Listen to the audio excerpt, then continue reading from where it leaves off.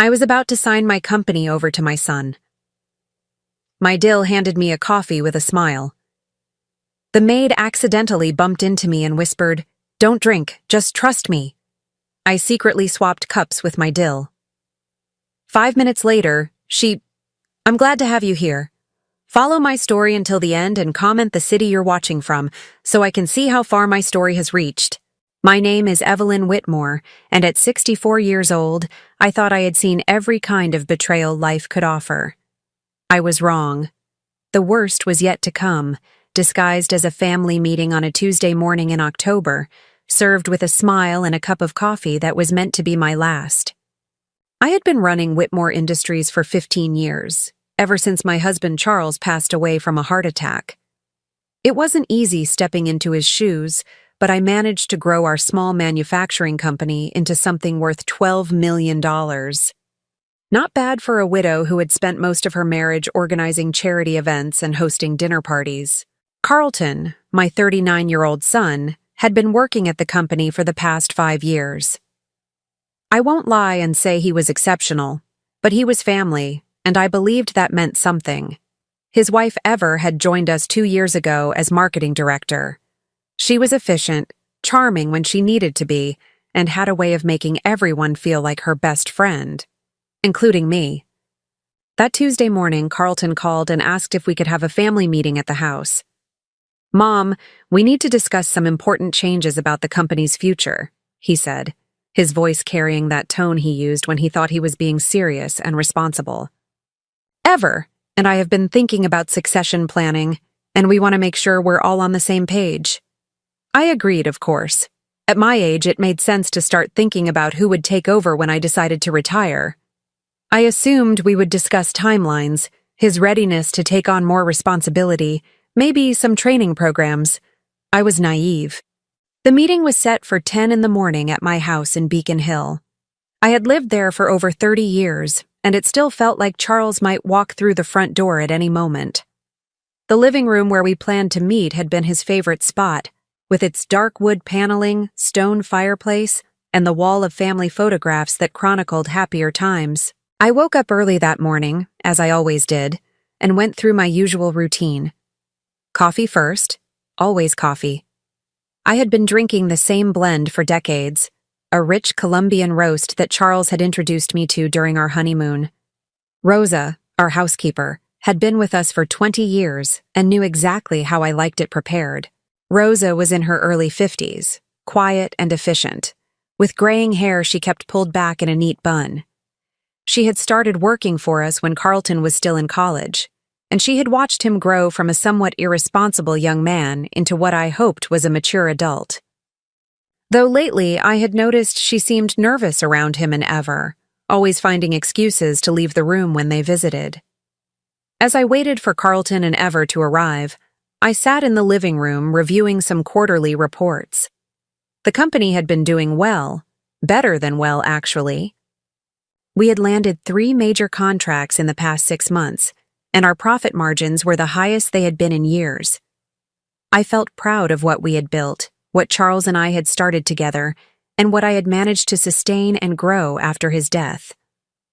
Carlton arrived first, at exactly 10 o'clock. Dressed in one of his expensive suits that I suspected cost more than Rosa made in a month. He had always been particular about his appearance, inheriting his father's tall frame and dark hair, though without Charles's warmth in his eyes. "Good morning, Mom," he said, kissing my cheek in that perfunctory way that had replaced the genuine affection of his childhood. "Ever should be here any minute. She stopped to pick up those pastries you like from the bakery downtown." "That was thoughtful of her," I replied, though I wondered why she felt the need to bring food to a business meeting. We weren't planning a social gathering.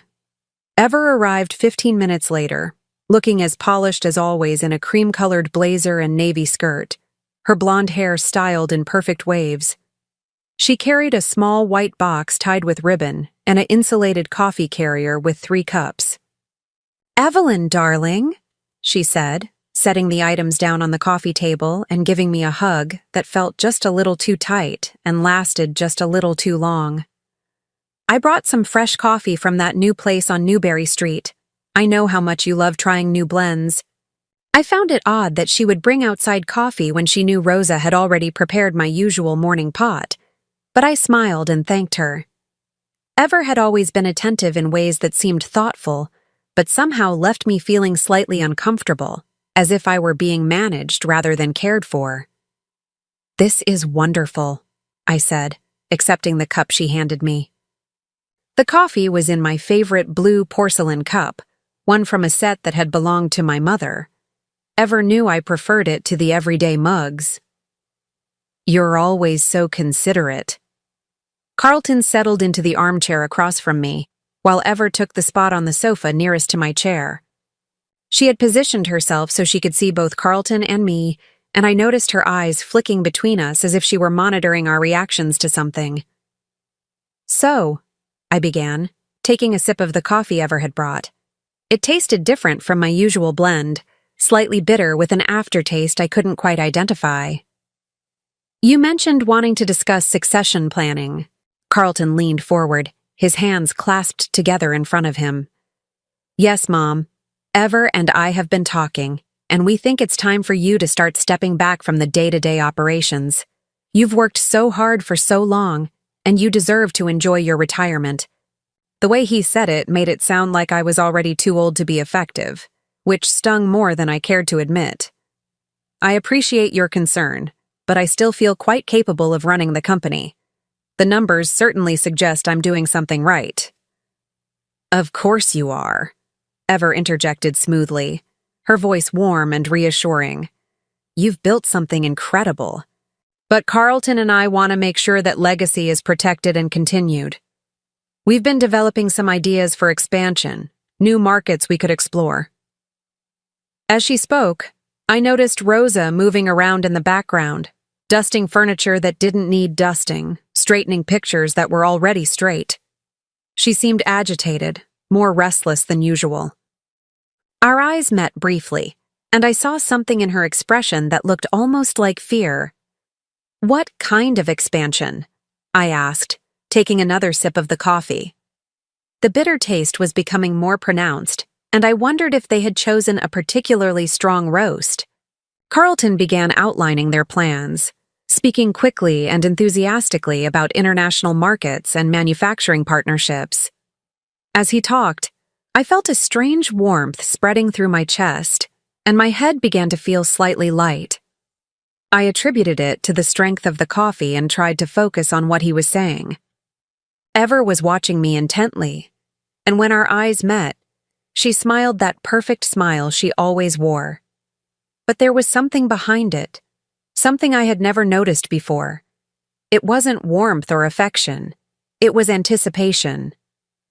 "The thing is, Mom," Carlton continued, "we would need you to sign some paperwork today to get the process started. Transfer of authority forms, updated partnership agreements, that sort of thing." He reached into his leather briefcase and pulled out a thick stack of documents. "I know it seems like a lot, but our lawyers have reviewed everything. It's really just a formality to begin the transition." I reached for the papers, but my hand felt strangely heavy. The warmth in my chest was spreading, and I was starting to feel dizzy. "I think I need to review these more carefully before signing anything," I said, my voice sounding distant to my own ears. "Of course," Ever said quickly, standing up. "But maybe you should finish your coffee first. You look a little pale." That's when Rosa appeared beside my chair, carrying a tray of clean silverware that she clearly didn't need to be handling at that moment. As she leaned over to set the tray on the side table, she stumbled, catching herself against my arm. The movement caused my coffee cup to tip, and the remaining liquid spilled across my lap and onto the floor. "Oh no, Mrs. Whitmore, I'm so sorry," Rosa exclaimed, her voice carrying more emotion than a simple accident warranted.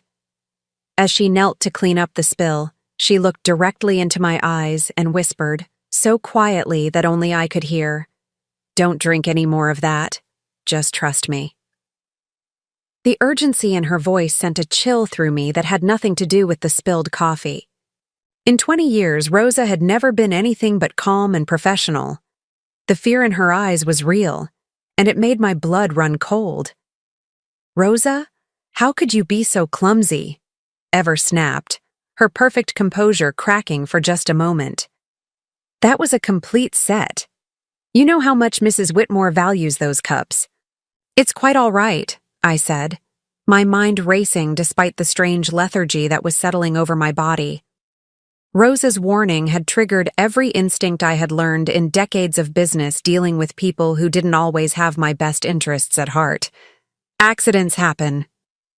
Ever immediately moved to pour coffee from her own cup into mine. Here, let me share mine with you. You've barely had any, and you know how you get when you don't have your morning coffee. But as she lifted her cup to pour, Rosa stumbled again, this time bumping directly into Ever's arm. Ever's coffee splashed everywhere, drenching the legal documents Carlton had spread on the table. "Rosa!" Carlton shouted, jumping to his feet. "What the hell is wrong with you today?" "I'm so sorry, Mr. Carlton," Rosa stammered. But as she looked at me, I saw something different in her expression. Relief. In the confusion of cleaning up the second spill, I noticed that Ever had gone very quiet. She was staring at the coffee stains on the papers with an expression I couldn't quite read. When she looked up and saw me watching her, she forced another smile. "Well, this is quite a mess," she said with a laugh that sounded forced. "Maybe we should postpone this meeting until we can get new copies of the documents." "Actually," I said, my mind becoming clearer despite my physical discomfort, "I think I'd like to see those papers now, coffee stains and all." As I reached for the documents, I watched Ever carefully. There was something in her reaction, a tension that hadn't been there before Rosa's accidents. She seemed almost disappointed that we weren't rescheduling. "Of course," Carlton said, but I could hear the reluctance in his voice. Though they're a bit difficult to read now. As I began to scan the documents, my vision blurring slightly from whatever was making me feel so strange, I noticed that Rosa was still in the room, pretending to organize items on the bookshelf, but clearly listening to every word. Then, Ever reached for the coffee pot to refill her cup, and something extraordinary happened.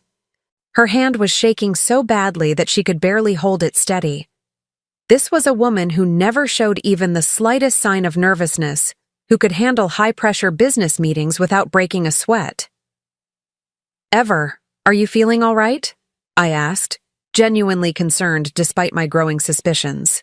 "Oh, I'm fine," she said quickly, setting the pot down without pouring any coffee. "Just a little tired." But as I watched her, I noticed that her face was becoming flushed, and she seemed to be having trouble focusing her eyes.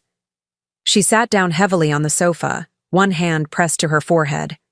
"I think I might need to lie down for a moment," she said, her voice sounding weak and distant. Carlton immediately moved to her side, all concern and attention. "Honey, what's wrong? Should I call a doctor?" Ever tried to stand, but her legs wouldn't support her. She collapsed back onto the sofa, her skin now pale and damp with perspiration. "I feel so strange," she whispered. "Like everything is spinning." That's when Rosa stepped forward, and I saw something in her eyes that told me she knew exactly what was happening. "Mrs. Ever," she said, her voice steady now, "when did you last eat something today?" "I had breakfast," Ever replied, but her words were slurring slightly. "I feel so dizzy." Suddenly, her body went rigid, and then she began to convulse. It wasn't dramatic or theatrical like you see in movies. It was terrifying and real, her body jerking uncontrollably while Carlton held her and shouted her name. "Call 911, I managed to say, though my own voice sounded strange to my ears. As Carlton frantically dialed for an ambulance, I looked at Rosa, who was standing perfectly still, watching the scene unfold with an expression of grim satisfaction rather than shock. And in that moment, as the sirens began wailing in the distance and Ever's body continued to shake with whatever was coursing through her system, I realized that the coffee I had been drinking, the coffee that Rosa had deliberately spilled, had been meant for me. The woman lying there convulsing on my sofa had just been poisoned by her own weapon. The ambulance ride to Boston General Hospital felt like it lasted forever, though it was probably no more than 15 minutes. I sat beside Carlton in the back, watching the paramedics work on Ever as she drifted in and out of consciousness. Her face was the color of ash, and despite the oxygen mask covering half her face, her breathing remained shallow and labored. Carlton held her hand and kept repeating, "You're going to be okay, baby. You're going to be fine." But I noticed something that chilled me more than Ever's condition. His voice lacked genuine panic. It carried concern, yes, but it sounded more like an actor delivering lines than a husband watching his wife fight for her life. I kept thinking about Rosa's warning and the deliberate way she had spilled that coffee. 20 years of working together, and Rosa had never been clumsy. Never. She dusted priceless antiques, handled delicate china, and moved through our house with the precision of someone who understood the value of everything she touched. At the hospital, Ever was rushed into the emergency room while Carlton and I were directed to a waiting area that smelled of disinfectant and fear. The fluorescent lights were too bright, casting everything in harsh shadows that made Carlton's face look gaunt and strange. "I should call her parents," Carlton said, pacing back and forth across the small space. "They'll want to know what happened." "What are you going to tell them?" I asked, watching his reaction carefully. He stopped pacing and turned to look at me. "The truth, that she collapsed at home and we don't know why." But that wasn't the complete truth, was it? The complete truth was that Ever had collapsed after drinking coffee that was supposed to be mine. Coffee that Rosa had deliberately prevented me from finishing. The complete truth was that my son's wife might be dying from poison that had been intended for me. A doctor appeared about an hour later. A tired-looking woman in her 40s with kind eyes and grave expression. "Are you the family of Ever Whitmore?" "I'm her husband," Carlton said immediately. "This is my mother. How is she?" "She's stable, but we're running extensive blood tests. Her symptoms suggest some kind of toxic ingestion. Can you think of anything unusual she might have consumed today? Any medications, supplements, cleaning products?" Carlton shook his head quickly. "Nothing out of the ordinary. We were just having coffee and discussing business when she suddenly felt dizzy and collapsed." The doctor made notes on her chart. "What about the coffee? Where did it come from?" "Ever brought it from a new place on Newberry Street," Carlton replied. "But my mother and I had the same coffee, and we're fine." Except that wasn't true either. I had barely drunk any of mine before Rosa spilled it, and what little I had consumed had made me feel dizzy and disoriented. The effects had worn off during the ambulance ride, leaving me with a clear head and a growing certainty that someone had tried to kill me. "We'll need to test any remaining coffee or food from your meeting," the doctor continued. "The police will want to investigate if this turns out to be intentional poisoning." I saw Carlton's jaw tighten almost imperceptibly. "Of course, whatever you need." After the doctor left, Carlton immediately pulled out his phone. "I need to call Rosa and have her clean up the mess from this morning before the police get there." "Actually," I said quietly, "I think we should leave everything exactly as it is." He looked at me sharply. "Why would we do that?" "Because if someone tried to poison Ever, the evidence might help them figure out who did it." Carlton stared at me for a long moment, and I saw something flicker across his face. Calculation. "You think someone deliberately poisoned her? I think we shouldn't make any assumptions until we know more." But I had already made my assumption, and it was becoming more solid with every passing minute. Someone had tried to poison me, and Ever had drunk it instead. The question was whether Carlton had been part of the plan or if he was as innocent as he was pretending to be. When I excused myself to use the restroom, I instead walked outside and called Rosa. She answered on the first ring, as if she had been waiting by the phone. "Mrs. Whitmore? How is Mrs. Ever?" "She's alive, Rosa. No thanks to the coffee she brought this morning." There was a long silence on the other end of the line. Finally, Rosa spoke, her voice barely above a whisper. "You need to know something, Mrs. Whitmore. Things I've been seeing, things I should have told you about sooner." "What kinds of things?" "Can you meet me somewhere private? Not at the house." Mr. Carlton said he was going to fire me for being clumsy today, and I don't think it's safe for either of us to talk where he might hear. My heart was pounding now. Where? There's a small cafe called Marley's on Commonwealth Avenue, about 6 blocks from the hospital. I can be there in 20 minutes. Rosa, are you saying what I think you're saying?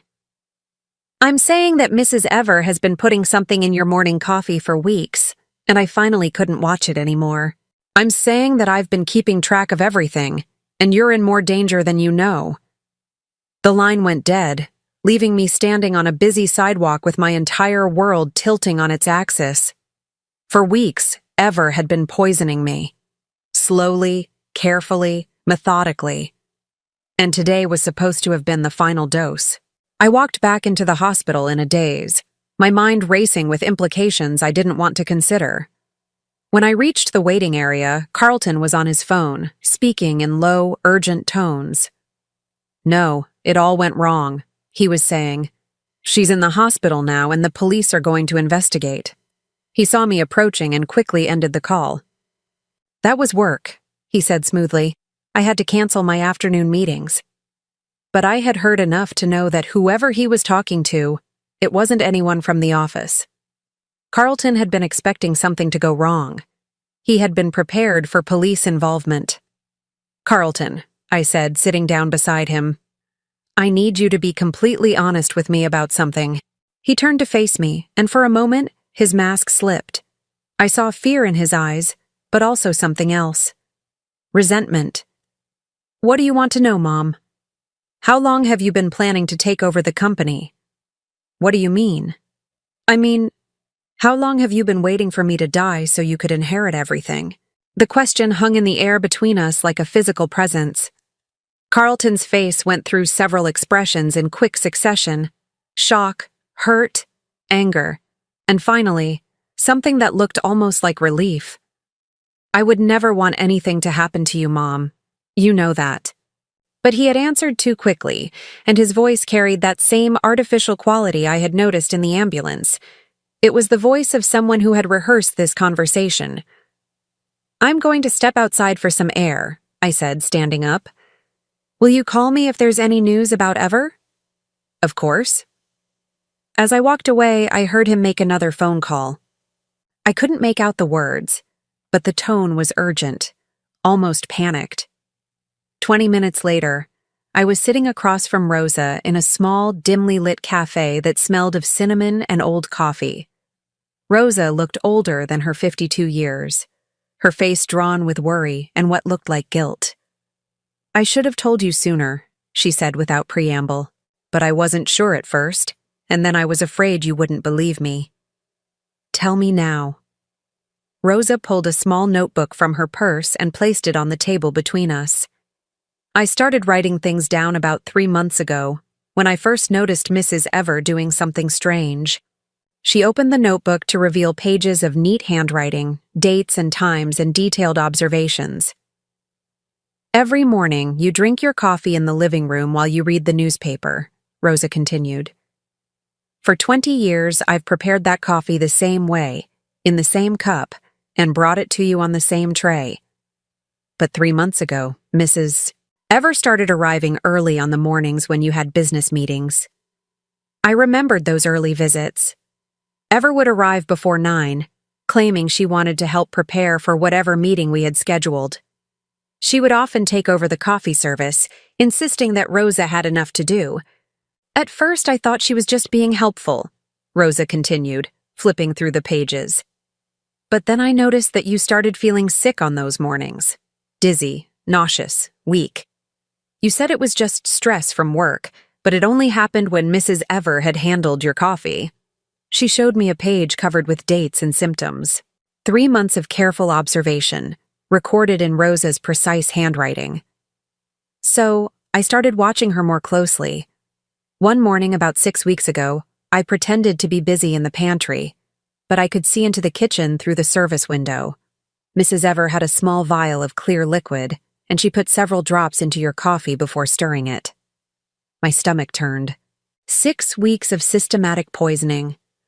Why didn't you tell me then? Because I was afraid, Rosa admitted, tears starting to form in her eyes. Mr. Carlton had already threatened to fire me twice for asking too many questions about the business. He said I was getting too nosy for a housekeeper. I was afraid that if I accused his wife of poisoning you without proof, he would not only fire me but make sure I could never work anywhere else. So you started keeping records. I started keeping records, and I started taking pictures. She pulled out her phone and showed me a series of photos. Ever in the kitchen, reaching into her purse. Ever standing over my coffee cup with something in her hand. Ever stirring the cup with an expression of cold concentration. This morning, Rosa continued, I saw her put more drops than usual into your coffee. Much more. And I heard her on the phone earlier, talking to Mr. Carlton about how everything would be finished today. I knew that whatever she was planning, it was going to be worse than making you feel sick. So you made sure I didn't drink it. I couldn't let her kill you, Mrs. Whitmore. You've been good to me for 20 years. You helped me when my daughter was sick. You paid for her surgery when I couldn't afford it. You treated me like family when my own family was thousands of miles away. I reached across the table and took Rosa's hand. You saved my life. But Mrs. Ever is alive, and she's going to face the consequences of what she tried to do to me. Rosa squeezed my hand. There's more, Mrs. Whitmore. Things I found out about Mr. Carlton. She flipped to another section of her notebook. He's been meeting with lawyers about changing your will. He's taken out life insurance policies on you that you don't know about. And he's been moving money from the business accounts into accounts that only he can access. The betrayal cut deeper than I had expected. Carlton wasn't just waiting for me to die naturally. He had been actively planning my murder while stealing from the company that would eventually be his inheritance anyway. How much money has he moved? Rosa consulted her notes. From what I could see on the papers he left in the study, at least $200,000 over the past 6 months. Maybe more. $200,000. Enough to hire professional help, to cover up evidence, to buy silence. Enough to fund a systematic murder plot. Rosa, I need you to do something for me. I need you to gather all of your evidence and take it directly to the police. Don't go home first. Don't call anyone. Just go straight to the station. What about you? I'm going back to the hospital to wait for the test results.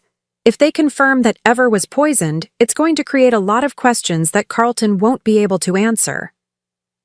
As we stood to leave, Rosa grabbed my arm. Mrs. Whitmore, please be careful. If Mr. Carlton realizes that you know what they were planning. He won't hurt me in a hospital full of witnesses.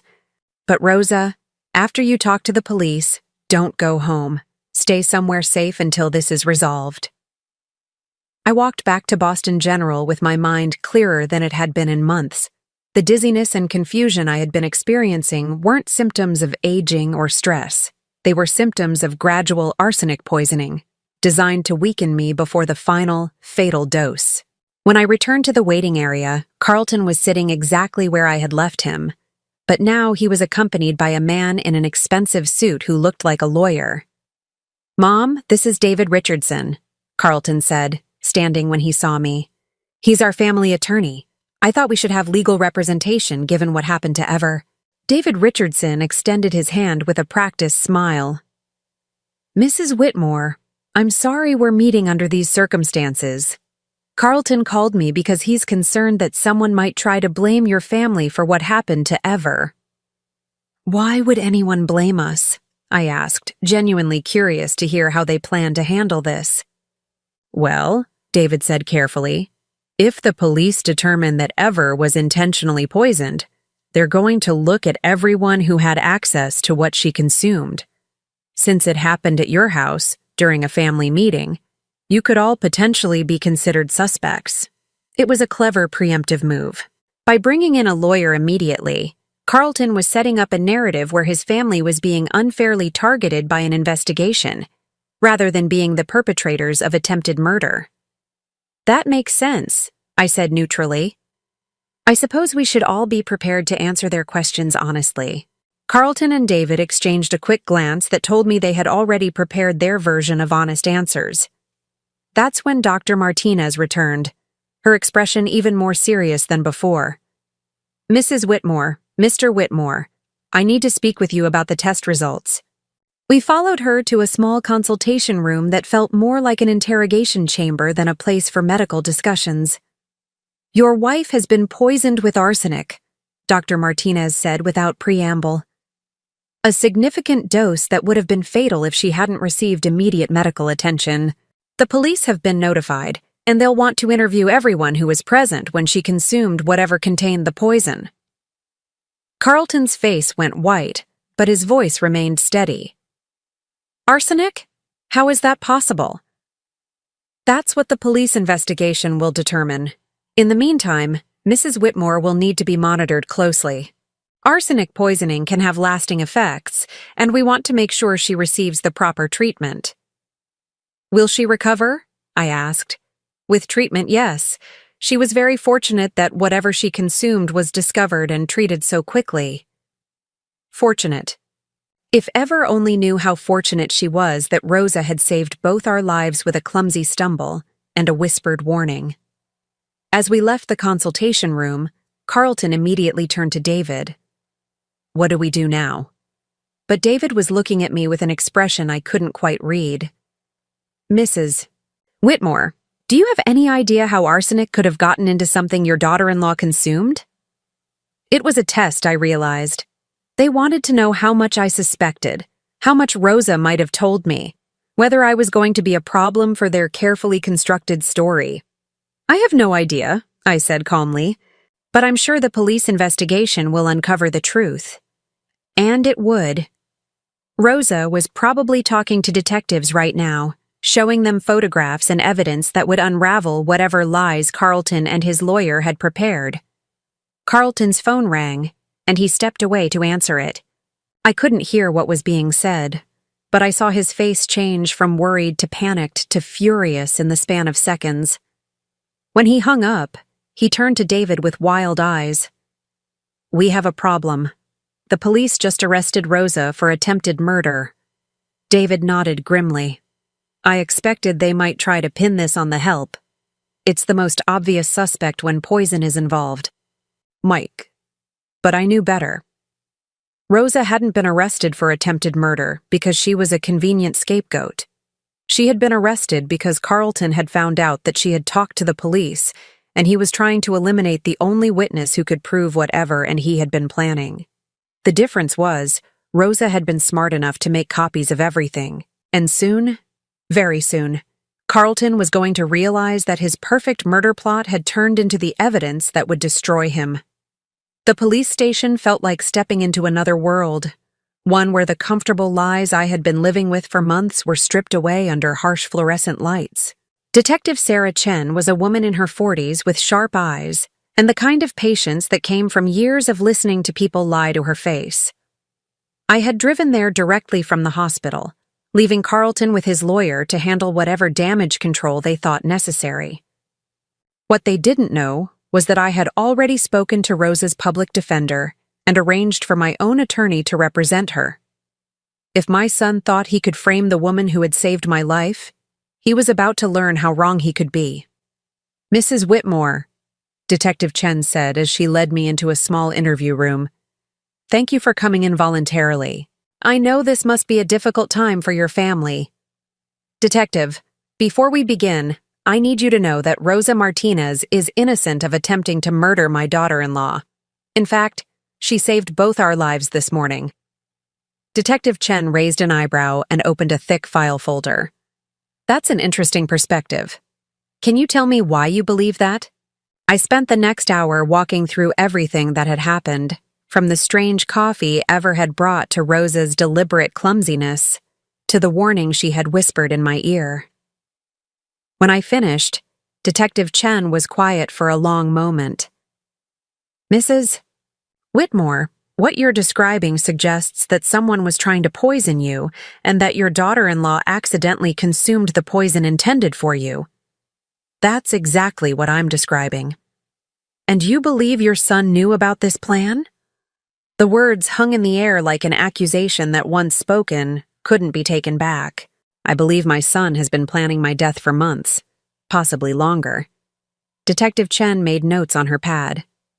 We've already spoken with Rosa Martinez. Her story matches yours exactly, and she's provided us with extensive documentation of suspicious behavior she observed over the past 3 months. What kind of documentation? Photographs, detailed notes, even recordings she made of conversations between your son and his wife. Mrs. Whitmore, if what Rosa documented is accurate, you've been the victim of attempted murder for quite some time. My hands began to shake, and I gripped them together in my lap. Hearing it stated so matter-of-factly made it real in a way that my own suspicions hadn't. For months, Carlton and Ever had been slowly poisoning me while I trusted them, included them in my business decisions, and treated them like the family I thought they were. There's something else, Detective Chen continued. We obtained a warrant to search your son's house and office. We found several concerning items. She opened another folder and spread several photographs across the table. Multiple life insurance policies on you, totaling $5 million, all taken out within the past year.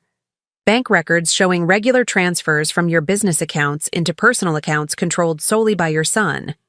And this. She handed me a plastic evidence bag containing a small glass vial with a dropper top.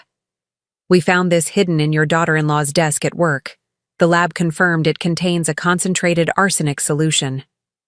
I stared at the vial, this tiny container that had been meant to end my life drop by drop.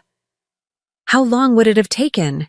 Based on the dosage Rosa documented in her observations, probably another 2 to 3 weeks. The symptoms you were experiencing, the weakness and confusion, those were signs that the arsenic was building up in your system. The amount they put in your coffee this morning would have been the final dose. The room felt cold, despite the building's overheated air. What happens now? We arrest your son and formally charge your daughter-in-law with attempted murder and conspiracy. With Rosa's evidence and what we found in the searches, we have more than enough for prosecution. Detective Chen leaned forward slightly. Mrs. Whitmore, I have to ask, how are you feeling about this? Discovering that your own son was planning to kill you can't be easy to process. The question caught me off guard, because I realized I hadn't allowed myself to feel anything yet. I had been focused on facts, evidence, and legal procedures. But underneath all of that was a grief so profound I wasn't sure I could survive it. I keep thinking about when he was little, I said quietly. Carlton was such a sweet child. He would bring me flowers from the garden and tell me I was the most beautiful mother in the world. When his father died, he held my hand at the funeral and promised he would always take care of me. My voice cracked on the last words. I don't know when that little boy became someone who could look me in the eye while planning my murder.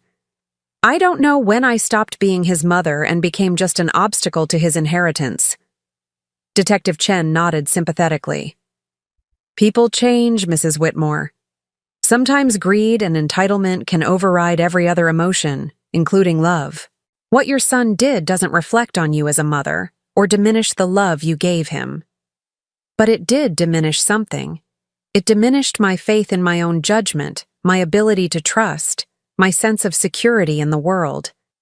How do you rebuild your life when the foundation you built it on turns out to have been rotten from the beginning? We'll need you to testify when this goes to trial, Detective Chen continued. Your testimony about Rosa's warning and your son's behavior will be crucial. Of course, whatever you need. As I prepared to leave the police station, Detective Chen handed me her card. Mrs. Whitmore, I'd recommend staying somewhere other than your house for the next few days. We'll need to process it as a crime scene. And frankly, I'm not sure it's safe for you there until we have your son in custody. I nodded, but the truth was, I never wanted to set foot in that house again. Every room would be contaminated with the knowledge of what had happened there, every corner hiding the memory of betrayal. I drove to the Four Seasons downtown and checked into a suite, paying for a week in advance. I needed time to think, to plan. to figure out how to rebuild a life that had been systematically dismantled by the people I loved most. The hotel room was elegant and anonymous, decorated in neutral tones that demanded nothing from me emotionally. I ordered room service and sat by the window looking out at the city below, watching people go about their normal lives while mine fell apart and reformed into something entirely different. My phone rang constantly throughout the evening. Carlton's number appeared over and over again, but I didn't answer. I wasn't ready to hear his voice, to listen to whatever explanations or justifications he might offer. There could be no explanation that would make this acceptable, no justification that would restore my trust in him. Finally, around 9 o'clock, I answered one of his calls. "Mom, thank God." Carlton's voice was frantic, high-pitched with panic. "Where are you?" "The police came to the house with a warrant. They're searching everything, taking papers, asking neighbors about Ever and me. I'm somewhere safe." "Mom, this is all a terrible misunderstanding. That crazy woman Rosa has filled your head with lies. Ever would never hurt you. We love you." Carlton stopped talking. The firmness in my voice seemed to surprise him. For a moment, there was silence on the line. "I know what you did," I said quietly. "I know about the life insurance policies, the money you stole from the company, the arsenic Ever was putting in my coffee. I know all of it." Another silence, longer this time. When Carlton spoke again, his voice had changed completely. Gone was the frantic son pleading for understanding. What remained was cold and calculating. "You can't prove anything, Mom. It's your word against ours, and Ever is the one in the hospital. If anyone looks guilty here, it's you." "Is that really how you want to play this? You want to accuse your own mother of trying to poison your wife?" "I want to protect my family from false accusations. Rosa was fired for theft last year. Did you know that? She has every reason to want revenge against us." But I knew that was a lie. Rosa had never been fired, never been accused of theft. Carlton was making up stories as he went along, trying to muddy the waters enough to create reasonable doubt. "Carlton, I've already spoken to the police. I've told them everything." "Then you've made a terrible mistake, Mom, a mistake that's going to destroy this family." "This family was destroyed the moment you and Ever decided I was worth more to you dead than alive." I hung up before he could respond, but the phone rang again immediately. This time, I turned it off completely. The next morning, I woke to a knock at my hotel room door. Through the peephole, I saw Detective Chen holding a newspaper. "I thought you should see this before you hear about it from someone else," she said, handing me the Boston Herald. The headline read, "Local businessman arrested in wife poisoning plot." Below it was a photograph of Carlton being led away in handcuffs, his face a mask of rage and humiliation. "We arrested him at his house around 6 this morning," Detective Chen explained. "He's been charged with conspiracy to commit murder, attempted murder, embezzlement, and insurance fraud." "What about Ever?" "She's still in the hospital, but she's been formally charged as well. Her lawyer is already talking about a plea deal." I set the newspaper down without reading the article. Seeing Carlton's picture on the front page, seeing him reduced to a criminal defendant, should have felt like vindication. Instead, it felt like the final death of something I hadn't even realized I was still hoping for. "Mrs. Whitmore, there's something else. Rosa Martinez was released this morning. All charges against her have been dropped, and the district attorney's office has issued a public apology for her arrest." "Is she all right?" "She's shaken up, but she's tough. She wanted me to give you this." Detective Chen handed me a sealed envelope with my name written in Rosa's careful handwriting. Inside was a short note. "Mrs. Whitmore, I am so sorry for everything you are going through. You have always been kind to me, and I am grateful I could protect you when you needed it. I will understand if you don't want me to work for you anymore after all this. But please know that you have my loyalty always. Rosa." I folded the note carefully and put it in my purse. In 20 years, Rosa had never asked for anything except the chance to do her job well and provide for her family. She had risked everything to save my life, and I was going to make sure she knew how much that meant to me. Detective Chen, what happens next? There will be a grand jury hearing, then a trial. With the evidence we have, the district attorney is confident of conviction on all charges. Your son is looking at potentially 25 years to life, depending on whether he accepts a plea deal. 25 years to life. Carlton would be in his 60s when he got out of prison, if he got out at all. The little boy who used to bring me dandelions from the garden would spend the rest of his youth behind bars. Mrs. Whitmore, I know this is difficult, but you should also know that your son has hired one of the best defense attorneys in the state. Jonathan Blackwood doesn't take cases unless he thinks he can win them. What are you saying? I'm saying that Carlton isn't going down without a fight. Blackwood is going to argue that Ever was the mastermind, that your son was manipulated by his wife into going along with her plan. He's going to paint Carlton as another victim. The idea that Carlton would try to blame everything on Ever while she lay in a hospital bed recovering from poison that was meant for me was so reprehensible that it took my breath away. Can he do that? Can he really claim he was just following his wife's lead? He can try. Whether a jury believes him is another matter. That's why your testimony is so crucial.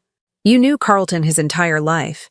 You can speak to his character, his relationship with money, his feelings about the business succession.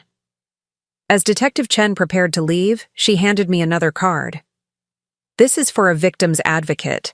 She can help you navigate the legal process and connect you with counseling services if you need them. After she left, I sat in my hotel room holding the card and trying to process the reality that I was now officially a victim. Not just of attempted murder, but of a betrayal so complete that it redefined every relationship I had ever trusted. I thought about Rosa's note and realized that she had given me something precious, proof that loyalty and love still existed in the world. She had risked her job, her safety, and her freedom to protect someone who had been kind to her. In a world where my own son had tried to kill me for money, Rosa had been willing to sacrifice everything just to save my life. The phone rang, startling me out of my thoughts. It was a number I didn't recognize, but I answered anyway. Mrs. Whitmore, this is Jonathan Blackwood, Carlton's attorney. I was hoping we could meet and discuss this situation before it gets out of hand. Mr. Blackwood, I'm not sure what there is to discuss. Your client tried to murder me. Mrs. Whitmore, I understand you're upset, but I think you've been given some inaccurate information about my client's involvement in what happened to your daughter-in-law. Carlton loves you very much, and he's devastated that you believe he could be capable of something like this. The smooth confidence in his voice made me want to hang up, but I forced myself to listen. What I'm proposing is a conversation. Just you, me, and Carlton.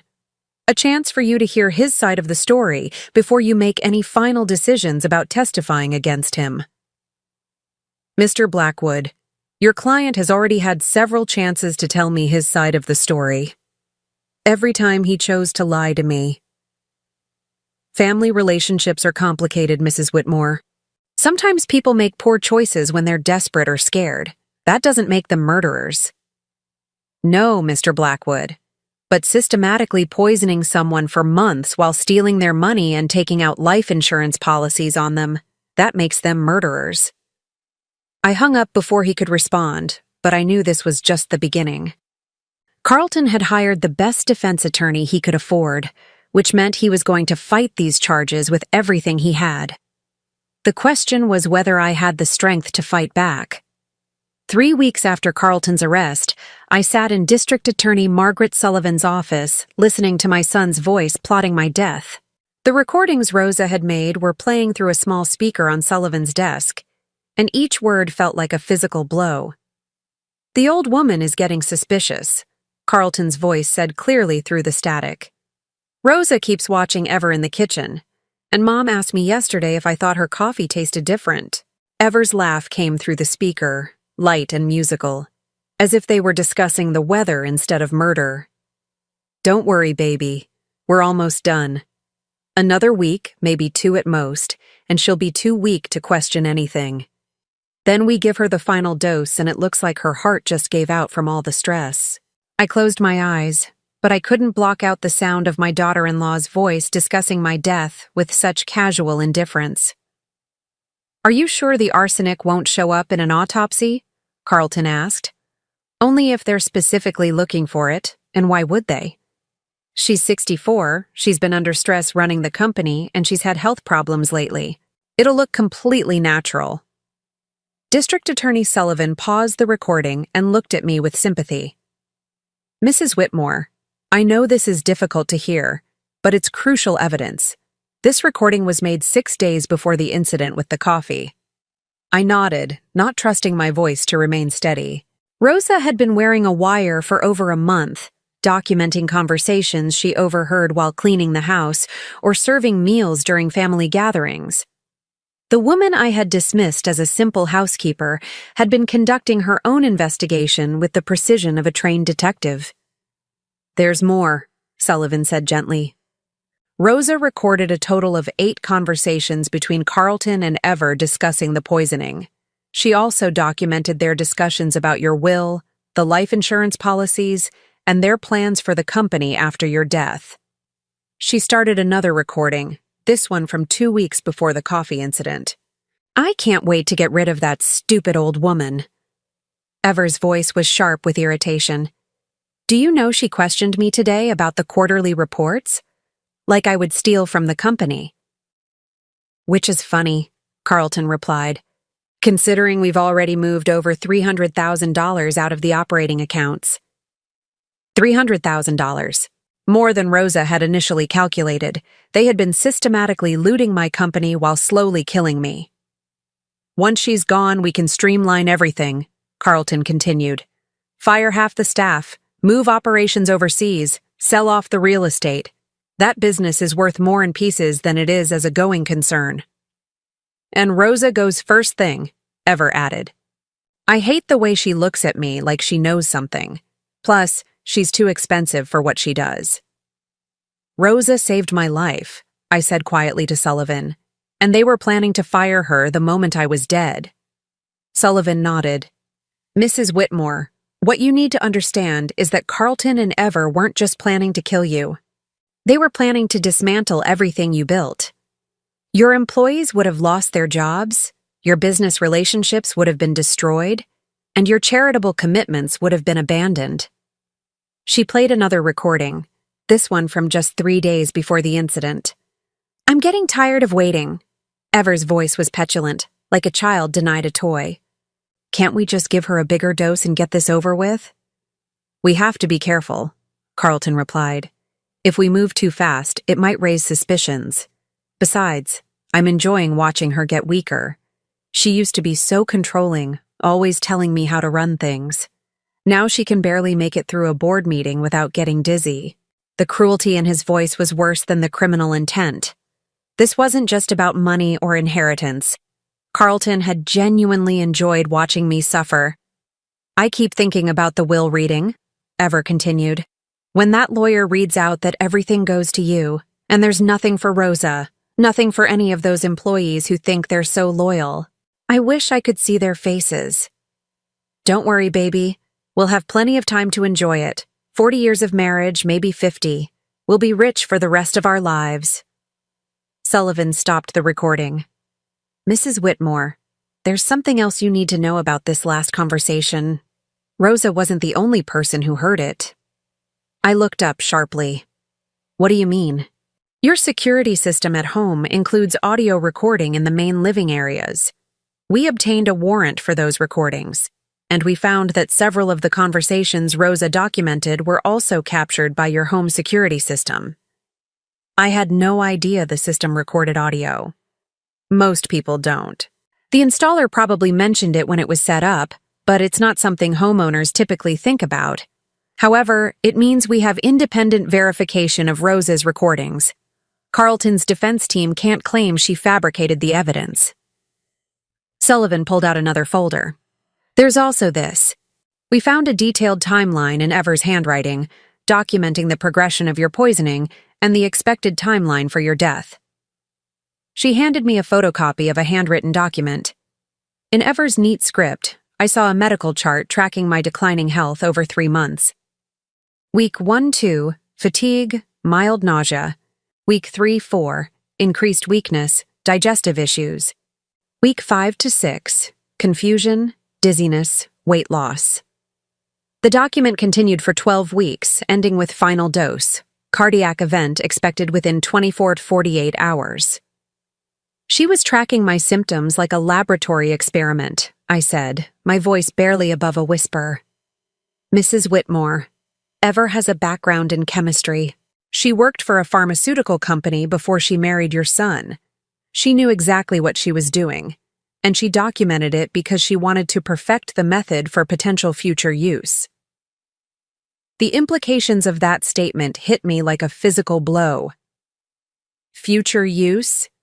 We believe that if this had succeeded, Carlton and Ever might have targeted other elderly family members or business associates. Ever's computer contained research on several other people in your social circle, including their health histories and financial situations. The scope of their planning was breathtaking in its callousness. This wasn't a crime of passion or desperation. It was the methodical work of people who had discovered they enjoyed causing suffering and wanted to perfect their technique. There's one more recording I need you to hear, Sullivan said.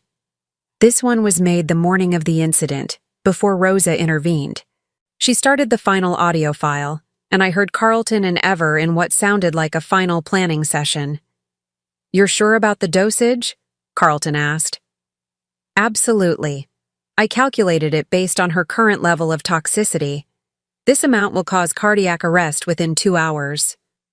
And you're sure it won't be traceable?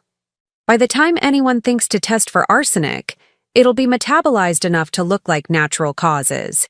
The coroner will see an elderly woman with recent health problems who died of heart failure. Case closed. What about Rosa? What about her? She's just the help. Fire her the next day, give her some story about downsizing. She'll be too busy looking for another job to ask questions. I love you, Ever. I love how smart you are, how you think of everything. I love you too, baby.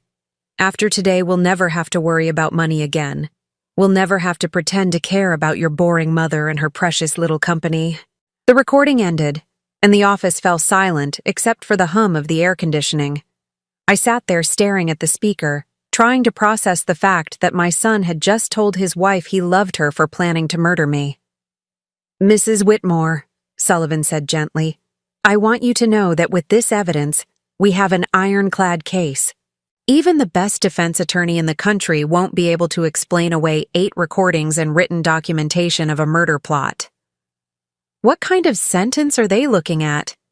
With the premeditation evident in these recordings, the financial crimes, and the systematic nature of the poisoning, we're seeking life without the possibility of parole for both Carlton and Ever. Life without parole. My son would die in prison, and part of me felt like that was exactly what he deserved. But another part, the part that remembered the little boy who used to climb into my bed during thunderstorms, felt like something inside me was dying too. There's something else, Sullivan continued. Ever's attorney has approached us about a plea deal. She's willing to testify against Carlton in exchange for a reduced sentence. I looked up sharply. What kind of reduced sentence? 25 years instead of life. She would be eligible for parole when she's 58. And what would she testify about? According to her lawyer, Ever claims that the entire murder plot was Carlton's idea. She says he threatened to leave her if she didn't help him, and that he convinced her you were planning to cut him out of your will completely. The audacity of it took my breath away. Even facing life in prison, Ever was still trying to manipulate the situation to her advantage. Mrs. Whitmore, I need to ask you directly. Is there any truth to the claim that you were planning to disinherit Carlton? Absolutely not. My will has remained unchanged since my husband's death 15 years ago.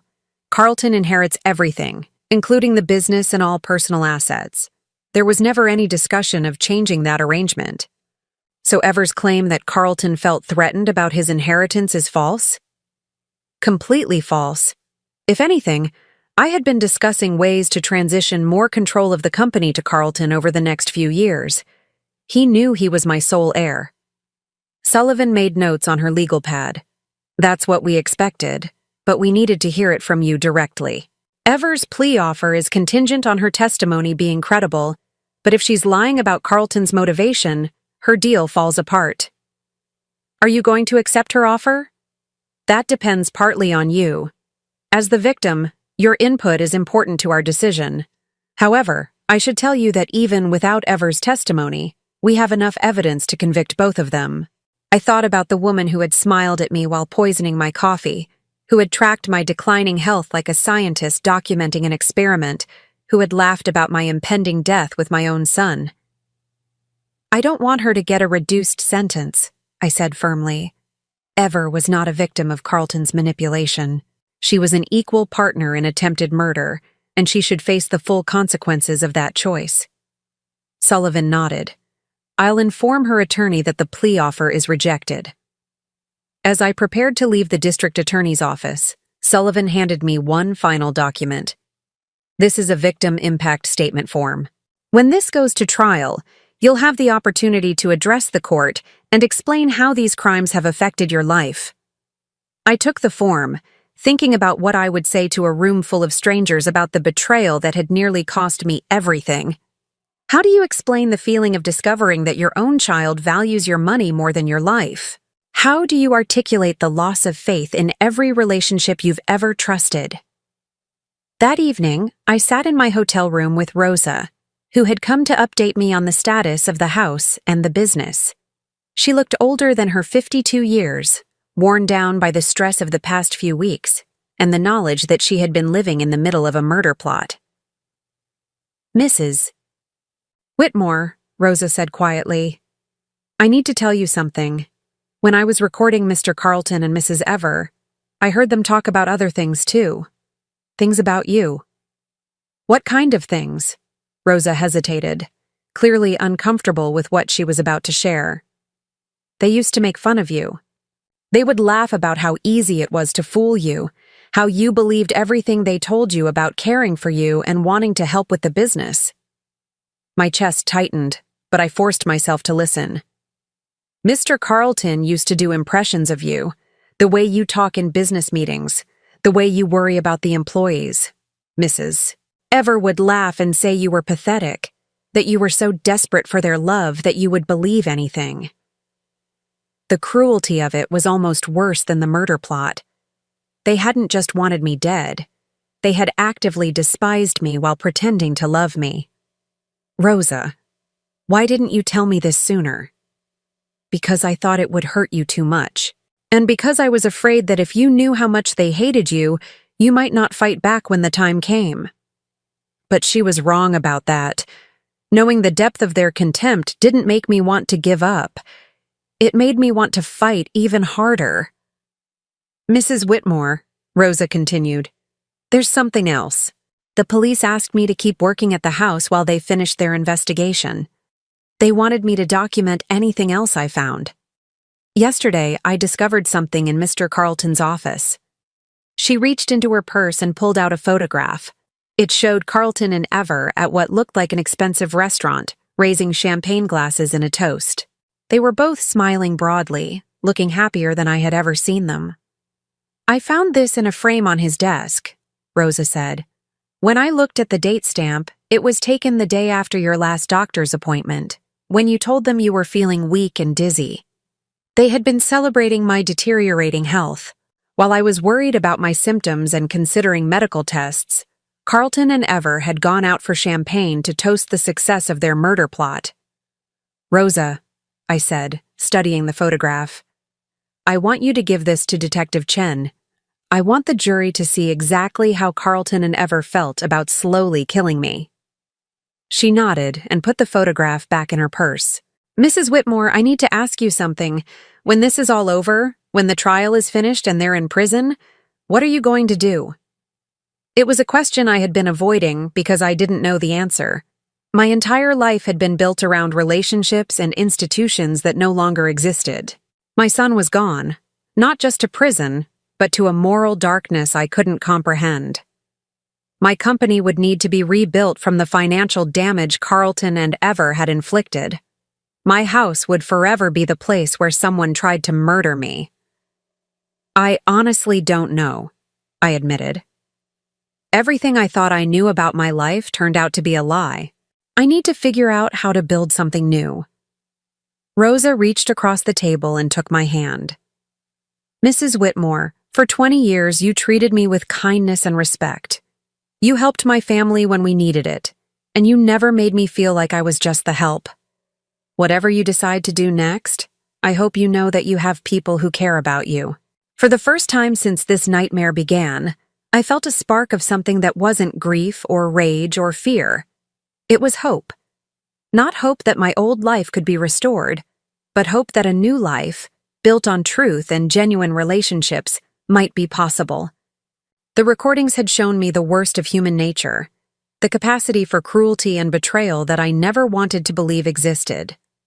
But Rosa had shown me something else, the capacity for loyalty, courage, and love that asks for nothing in return.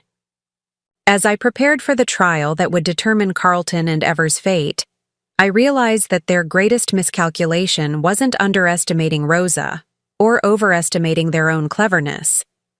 Their greatest mistake was believing that destroying my faith in them would destroy my faith in everything. They were wrong about that, just as they had been wrong about everything else.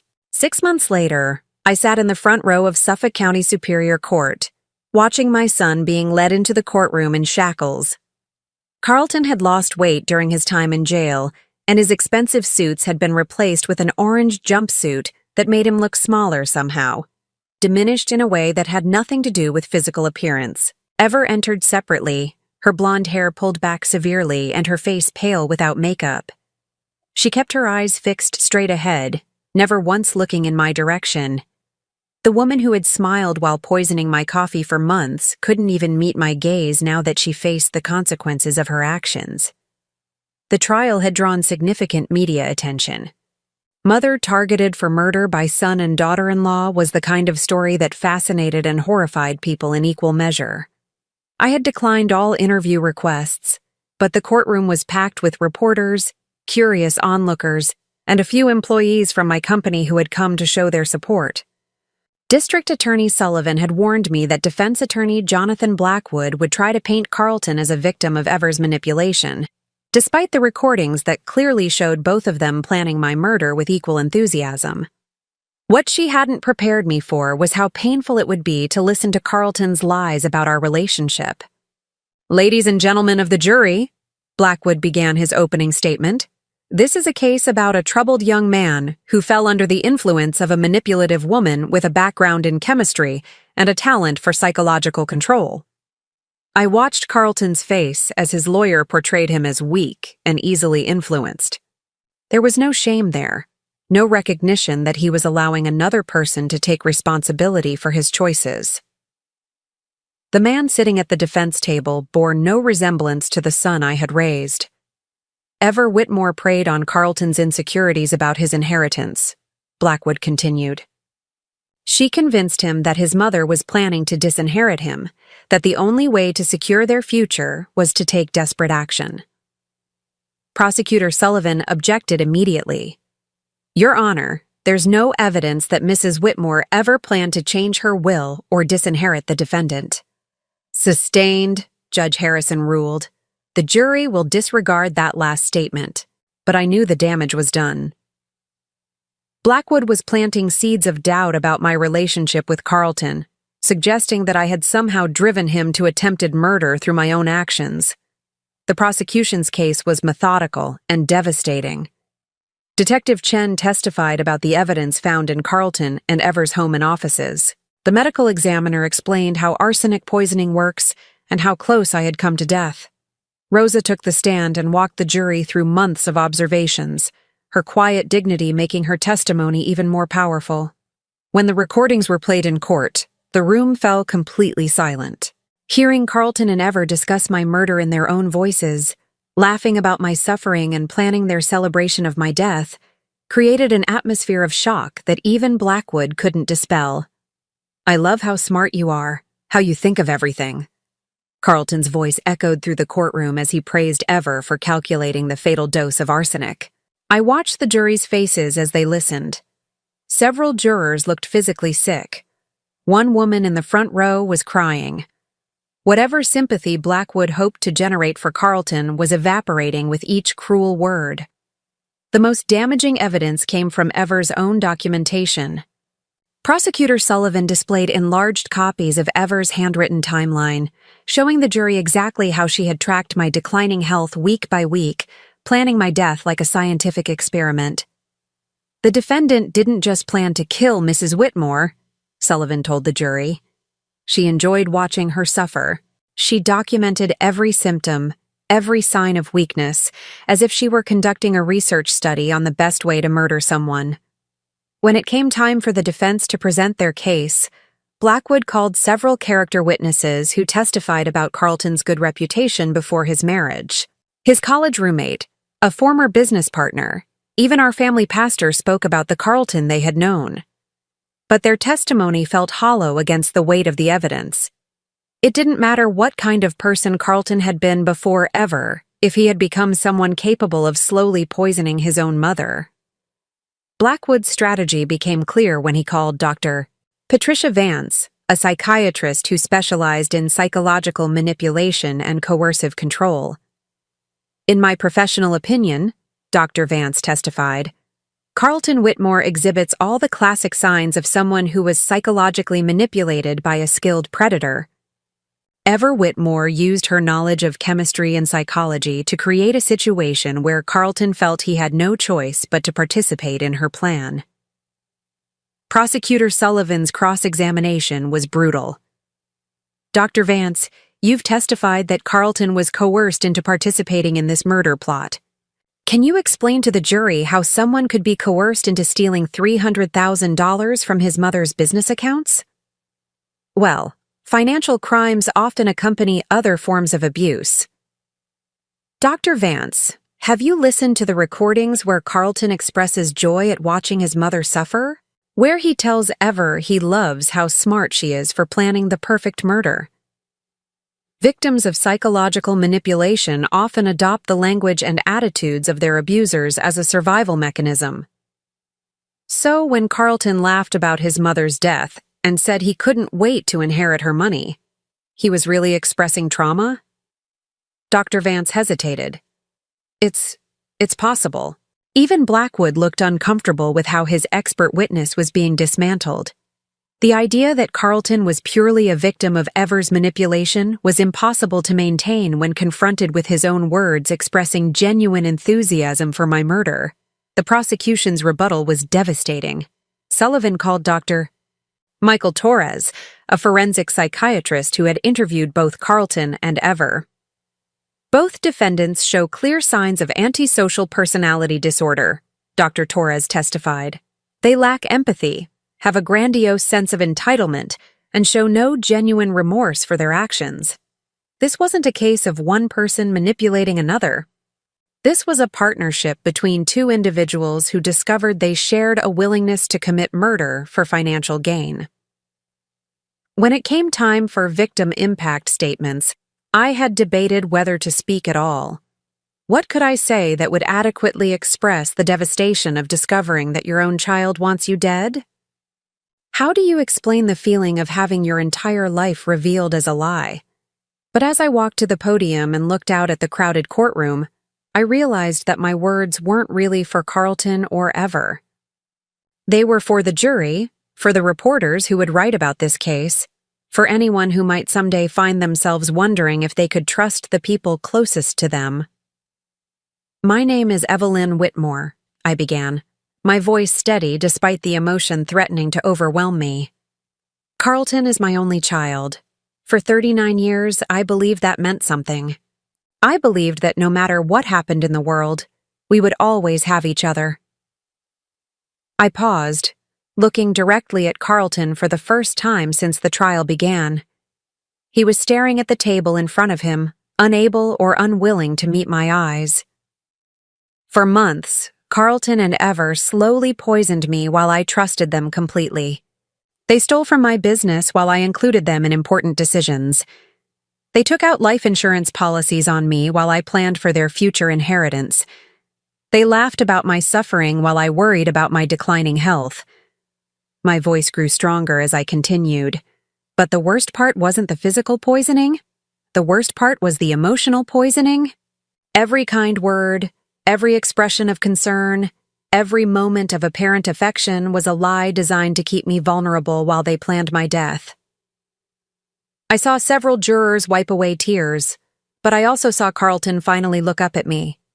For just a moment, I thought I glimpsed something that might have been remorse in his eyes. Carlton once promised to take care of me after his father died. Instead, he chose to betray every value I tried to teach him, every lesson about love and loyalty and family. He didn't just try to kill my body. He killed my faith in the possibility of unconditional love. I paused, gathering myself for the final part of my statement. I survived their murder plot thanks to a woman named Rosa Martinez, who risked everything to save my life. Rosa showed me that love and loyalty still exist in this world, even when they come from unexpected places. Carlton and Ever tried to destroy my life, but Rosa's courage reminded me that there are still people worth trusting, still relationships worth building. I looked directly at Carlton one last time. I forgive you, because carrying hatred would poison me more surely than any arsenic. But I will never trust you again, and I will never pretend that what you did was anything less than pure evil. As I returned to my seat, I felt something I hadn't experienced in months. Peace. Not the peace of having my old life restored, but the peace of having finally spoken the truth about what had been done to me. The jury deliberated for 3 days. When they returned, the 4 women stood and delivered verdicts that would change everything. On the charge of conspiracy to commit murder in the first degree, we find the defendant Carlton Whitmore guilty. Carlton's shoulders sagged, but he showed no other emotion. On the charge of attempted murder in the first degree, we find the defendant Carlton Whitmore guilty. On the charge of embezzlement, we find the defendant Carlton Whitmore guilty. On the charge of insurance fraud, we find the defendant Carlton Whitmore guilty. The verdicts for Ever were identical, guilty on all counts. Judge Harrison scheduled sentencing for the following week, but the outcome was predetermined. With the premeditation clearly established and the financial motive proven, both Carlton and Ever faced life in prison without the possibility of parole. As the courtroom emptied, I remained in my seat, trying to process the finality of what had just happened. Carlton would die in prison. The little boy who used to bring me dandelions was gone forever, replaced by someone I would never understand. Rosa appeared beside me, her face showing the relief of someone who had carried a terrible burden for too long. "Mrs. Whitmore," she said quietly, "it's over."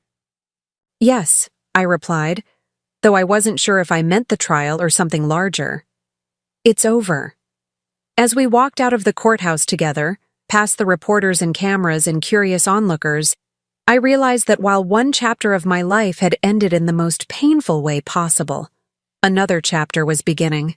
The question now was what I would choose to do with whatever time I had left. A week later, Judge Harrison sentenced both Carlton and Ever to life in prison without the possibility of parole. I didn't attend the sentencing hearing. I had heard enough of their voices, seen enough of their faces, given enough of my emotional energy to their crimes. Instead, I spent that day with Rosa, going through the house one final time before putting it on the market. Every room held memories that had been poisoned by knowledge, and I knew I could never live there again. In Carlton's childhood bedroom, I found a photo album filled with pictures from happier times. Birthday parties, family vacations, holidays when we all seemed to love each other genuinely. I stared at those images, trying to reconcile the smiling child in the photographs with the man who had been sentenced to die in prison. "Mrs. Whitmore," Rosa said from the doorway. "Are you all right?" I closed the album and set it aside. I was just trying to figure out when it all went wrong. When Carlton stopped being the child I raised and became someone who could plan my murder. "Maybe it doesn't matter when it happened," Rosa said gently. "Maybe what matters is what you do now." She was right. I could spend the rest of my life trying to understand how love had turned to hatred, how family had become betrayal. Or I could choose to focus on the love and loyalty that still existed in the world, the kind of relationship Rosa had shown me was possible. That evening, I made 2 phone calls that would reshape my future. The first was to my attorney, instructing him to establish a charitable foundation in Rosa's honor, dedicated to protecting elderly people from financial and physical abuse by family members. The second was to Rosa herself. "Rosa," I said when she answered, "I have a proposition for you. I'm starting a new chapter of my life, and I'd like you to be part of it. Not as my housekeeper, but as my partner." There was silence on the other end of the line, then Rosa's voice, thick with emotion. "Mrs. Whitmore, I would be honored." 6 months after Carlton and Ever's conviction, the Whitmore Foundation opened its doors with Rosa as executive director and me as chairman of the board. We worked with law enforcement, social services, and medical professionals to identify and investigate cases of elder abuse. Our first case came from a nurse who noticed that an elderly patient's health declined dramatically after family visits. Our second came from a bank teller who was concerned about large withdrawals from an elderly customer's account. Our third came from a neighbor who heard screaming from the house next door. Each case reminded me that Carlton and Ever weren't unique. They were part of a larger pattern of people who preyed on vulnerability and trust, who used love as a weapon to justify unspeakable cruelty. But each case we helped also reminded me that Rosa wasn't unique either. There were people everywhere who were willing to stand up for what was right, even when it cost them something. The foundation became my new purpose, my new family. Not the biological family that had tried to destroy me, but the chosen family of people who shared my commitment to protecting those who couldn't protect themselves. I never saw Carlton again. He wrote letters from prison, but I returned them unopened. There was nothing he could say that would change what he had done, no explanation that would restore the trust he had shattered. Ever died in prison 3 years after her conviction, killed by another inmate in a dispute over contraband cigarettes. I felt nothing when I heard the news. Not satisfaction, not grief. Just the dull recognition that someone who had caused great pain was no longer capable of causing more. Carlton remained in prison, and as far as I knew, he would stay there until he died. Sometimes I wondered if he ever thought about the family he had destroyed, the mother he had tried to murder, the life he had thrown away for money he would never live to spend. But mostly, I tried not to think about him at all. The foundation grew, expanding to serve elderly victims across New England. Rosa proved to be a brilliant administrator, her quiet competence and genuine compassion making her beloved by staff and clients alike. On the 5th anniversary of the foundation's opening, we held a celebration dinner for our supporters and volunteers. As I looked around the room at the faces of people who had dedicated themselves to protecting the vulnerable, I realized something profound. Carlton and Ever had tried to poison my faith in human nature, just as they had poisoned my coffee. But they had failed. Their evil had been answered by Rosa's courage, their betrayal balanced by the loyalty of strangers who became friends, their hatred overwhelmed by a community of people committed to love in action. The coffee they prepared for me had been meant to be my last.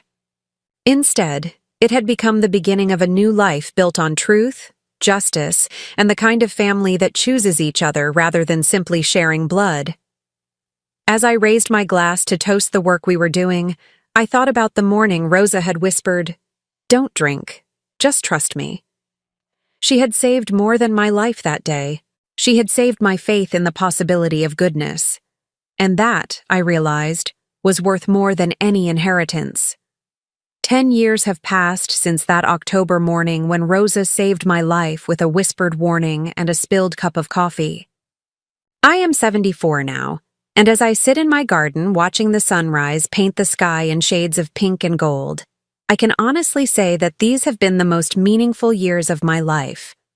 The house where Carlton tried to murder me was sold within months of his conviction. I couldn't bear to live with those memories, couldn't walk through rooms where my own son had plotted my death. Instead, Rosa and I found a beautiful colonial in Wellesley, far enough from Boston to feel like a fresh start, but close enough to continue our work with the foundation.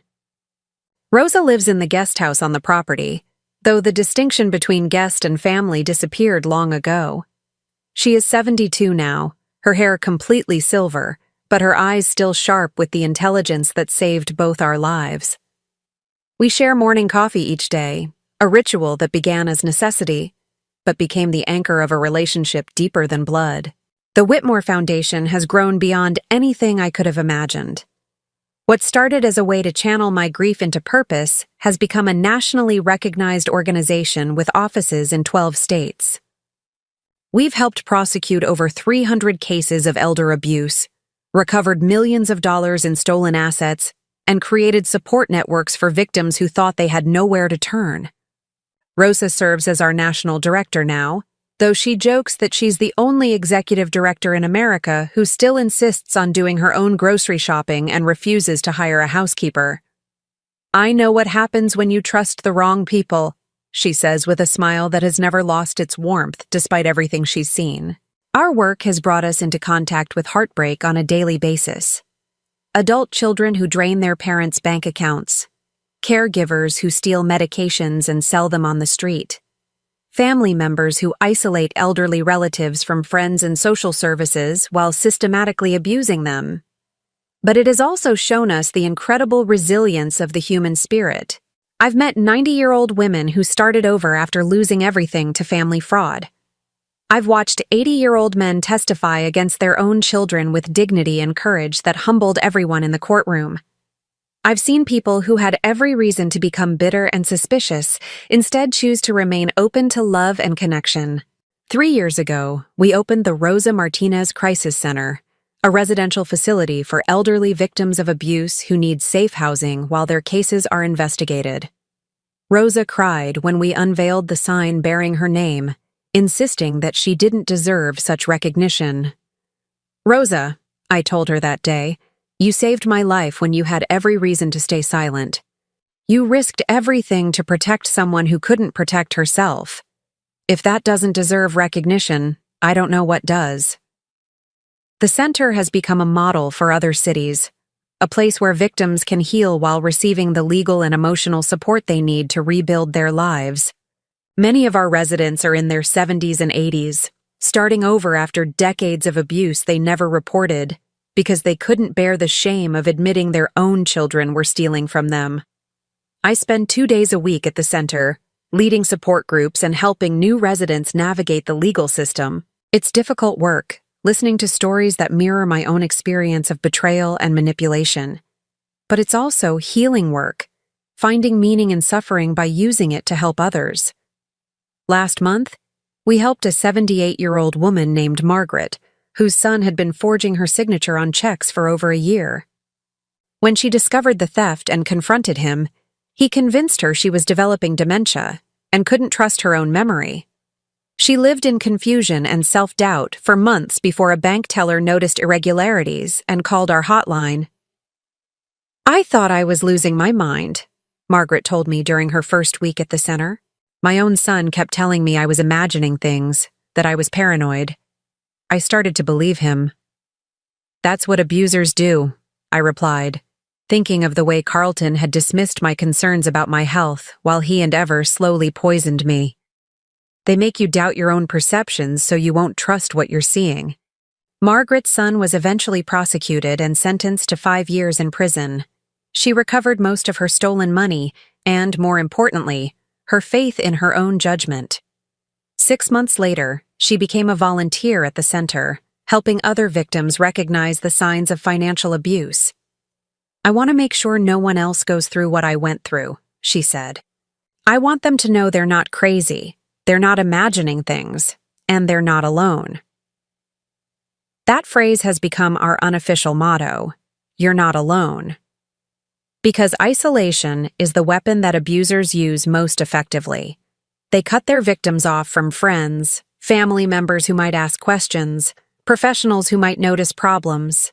They create a world where the victim has no one to turn to except the person who is hurting them. The foundation has also become personal in ways I never expected.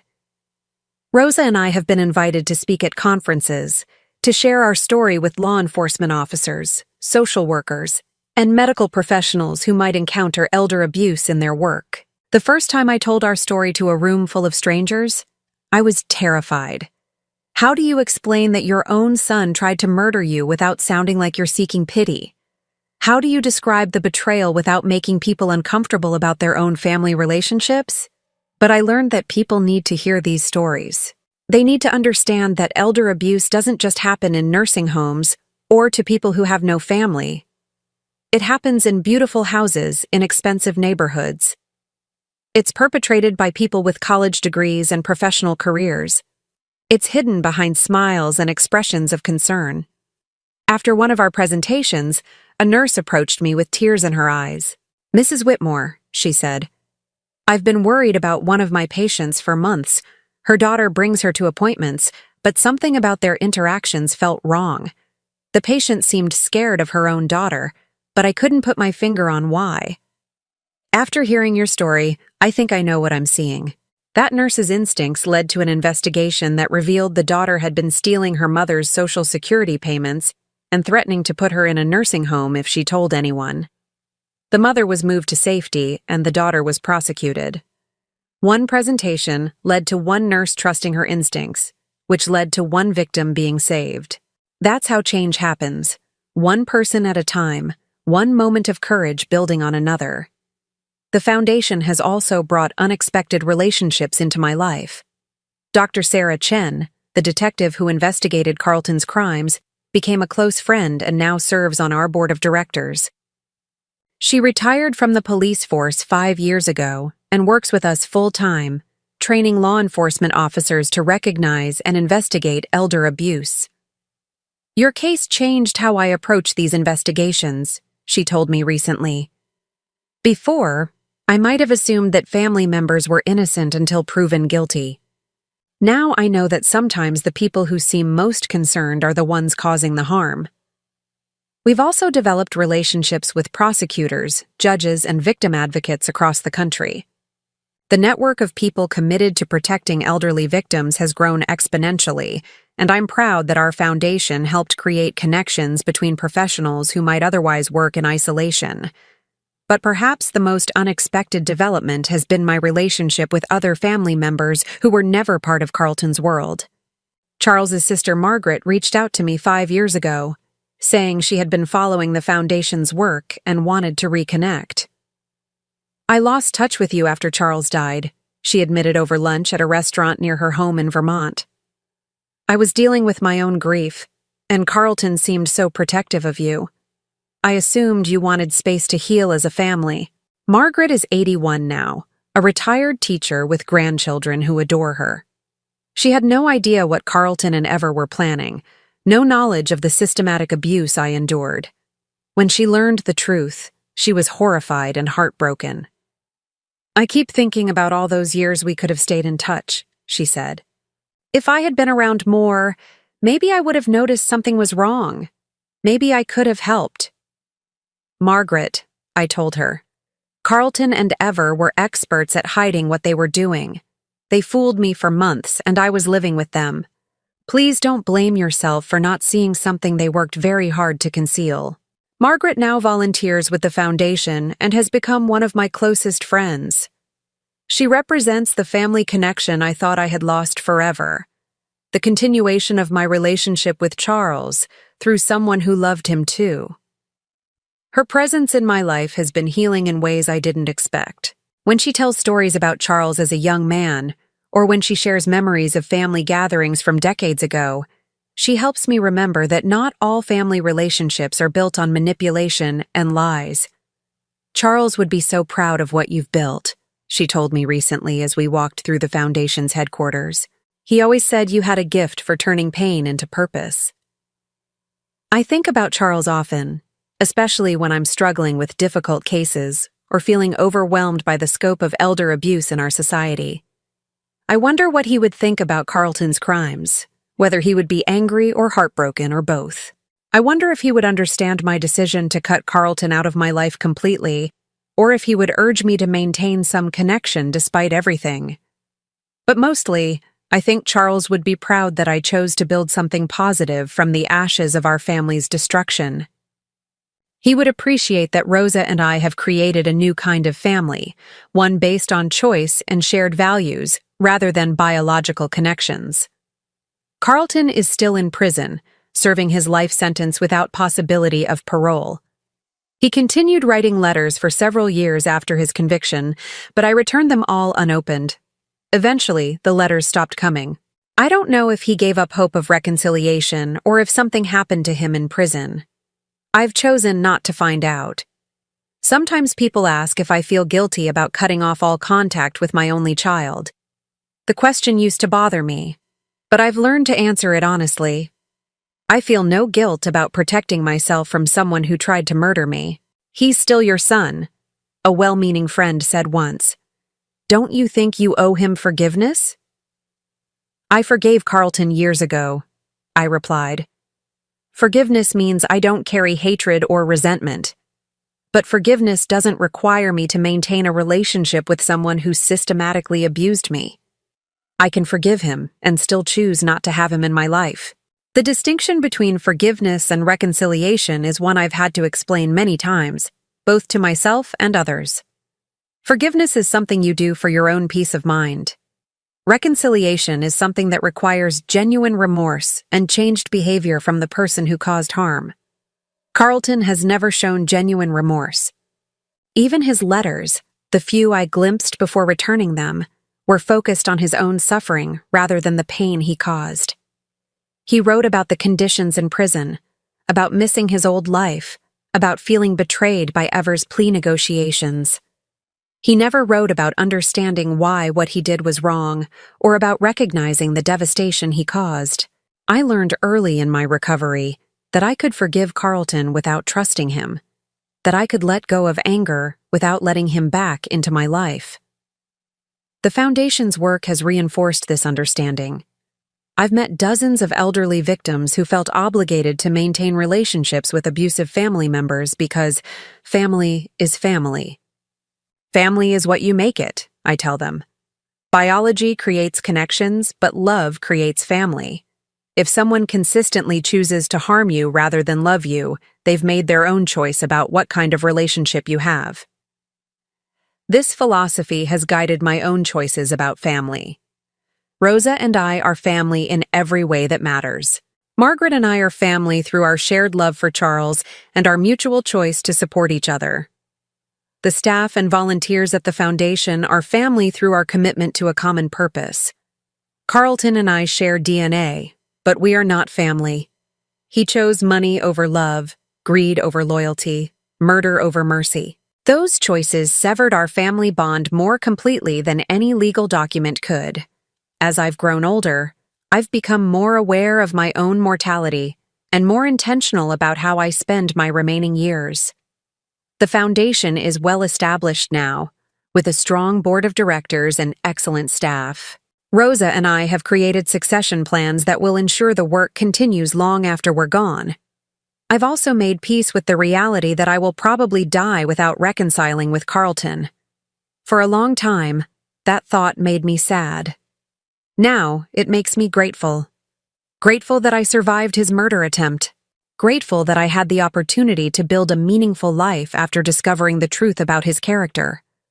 Grateful that my last years are filled with purpose and genuine relationships, rather than the toxic manipulation I endured for so long. Last week, we celebrated the Foundation's 10th anniversary with a gala dinner that raised over $2 million for our programs. As I looked around the room at the hundreds of people who had come together to support elder abuse victims, I felt a profound sense of completion. This is what I was meant to do with my life. Not just run a successful business or raise a successful child, but use my experience of betrayal and survival to help others navigate their own journeys from victimhood to empowerment. Rosa and I often talk about what would have happened if she hadn't been brave enough to spill that coffee, to whisper that warning, to document Carlton and Ever's crimes. I would be dead, certainly. But more than that, all the people we've helped through the foundation would still be trapped in abusive situations. One moment of courage, Rosa said recently, can change everything. She's right. Her moment of courage saved my life, but it also created ripples that have spread far beyond either of us could have imagined. Every victim we've helped represents another ripple, another life changed, another story of survival rather than destruction. This morning, as I finish my coffee and prepare for another day at the foundation, I think about the woman I was 10 years ago. Naive, trusting, desperate for family connection even when that connection was poisoning me. That woman couldn't have imagined the life I live now, the satisfaction of work that matters, the peace of relationships based on truth and choice rather than obligation and manipulation. Carlton tried to steal my life for money he would never live to enjoy. Instead, he gave me the gift of clarity about what really matters. Not blood relations or inherited wealth, but the courage to stand up for justice and the wisdom to recognize love when it appears in unexpected forms. The coffee that was meant to kill me became the catalyst for the most meaningful chapter of my life. Every morning when Rosa and I share our breakfast, every day when we help another victim find safety and justice, every moment when we choose love over hatred and hope over despair, I am drinking from a cup that represents survival, purpose, and the triumph of good people over evil intentions. At 74, I am more alive than I was at 64. At 74, I know who I can trust and why trust is worth the risk. At 74, I understand that family is not about blood or obligation, but about people who choose to protect and cherish each other. The sun is fully up now, painting my garden in brilliant morning light. Rosa will arrive soon for our daily coffee, and we'll spend another day working to make the world a little safer for people who deserve protection and love. I am Evelyn Whitmore, survivor of attempted murder, founder of a movement, and mother to a family I chose rather than inherited. This is not the life I planned, but it is exactly the life I was meant to live. And every day, with every cup of coffee shared in love rather than deception, I celebrate the simple miracle of being alive. Now I'm curious about you who listened to my story. What would you do if you were in my place? Have you ever been through something similar? Comment below. And meanwhile, I'm leaving on the final screen 2 other stories that are channel favorites, and they will definitely surprise you. Thank you for watching until here.